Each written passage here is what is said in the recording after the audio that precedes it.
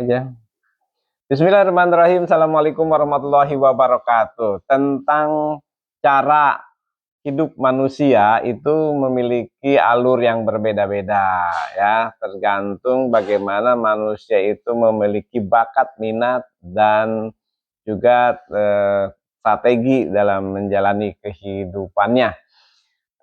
Kawan-kawan sekalian ya, bahwa sesungguhnya belajar itu adalah kewajiban kita semua, baik yang kecil, yang remaja maupun yang dewasa, itu sesungguhnya diwajibkan untuk belajar.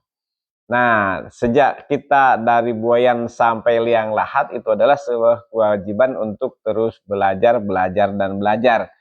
Nah, tentang belajar ini ada banyak, ada belajar secara umum, ada yang lebih fokus kepada sisi pengenalan kepada agama, yang tentu nanti akan memiliki basic dasar bagaimana kita untuk menggali ilmu pengetahuannya itu, tentu dengan sumber-sumber rujukan yang qot'i. Dalam hal ini adalah masing-masing penganut agama memiliki kitab suci. Bagi yang muslim adalah Al-Quran. Untuk mengetahui Al-Quran tentu kita harus belajar yang namanya mengaji. Nah, mengaji ini sebenarnya sebuah kebiasaan sejak kecil. Kalau kita ingin mengetahui tentang ajaran, tentang kehidupan, tentu kita harus mengetahui dari sumbernya. Walaupun kita memiliki guru, walaupun kita memiliki namanya tutor, tetapi bahwa untuk kita mengetahui itu harus tahu dasar dan ilmunya ya.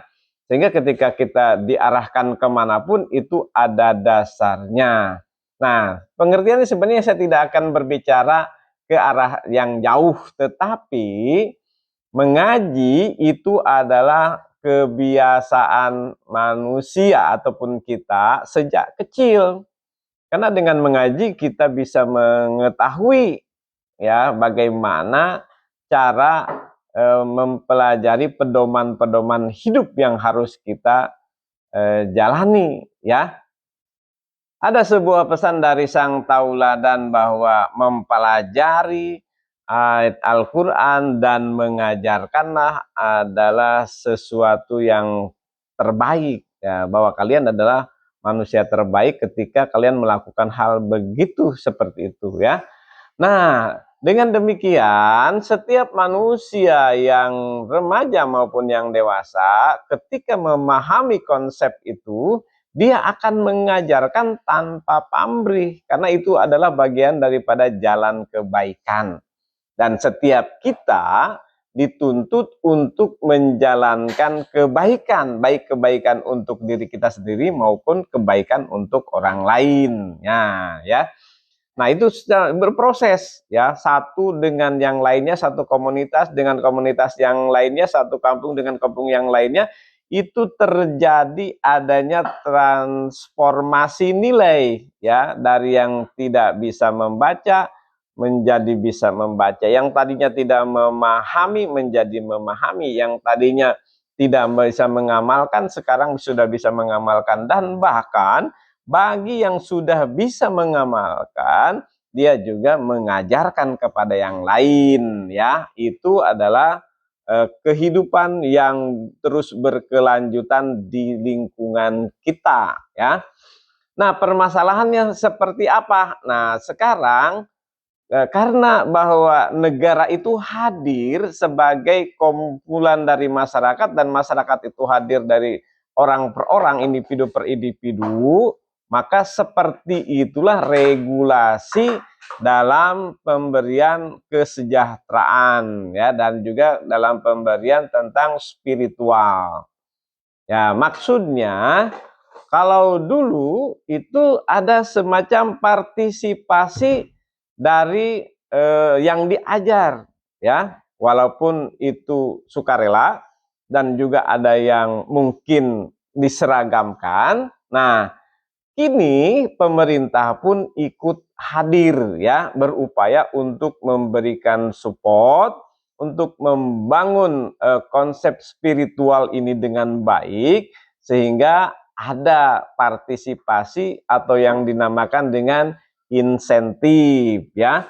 Insentif ini dilakukan tentu kalau karena negara itu harus ada regulasi dasar hukum ya.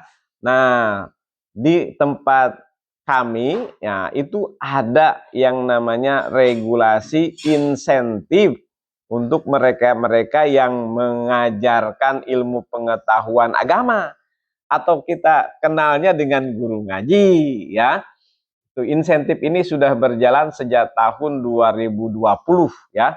Ada peraturan Bupati tahun 20 nomor 20 tahun 2020 ya. Ini sebuah juklak yang juknis bagaimana memberikan insentif kepada para guru ngaji di wilayahnya ya. Bukan hanya itu ya, juga yang lain-lain termasuk pemulasaraan jenazah, marbot masjid dan yang lainnya. Ini sudah diatur regulasinya ya, walaupun mungkin secara nominal belum terlalu besar dan secara eskalasi rutinitas juga mungkin belum bertahap secara keseluruhan dalam 1 bulan tiap bulan, tetapi masih ada mungkin per tahun.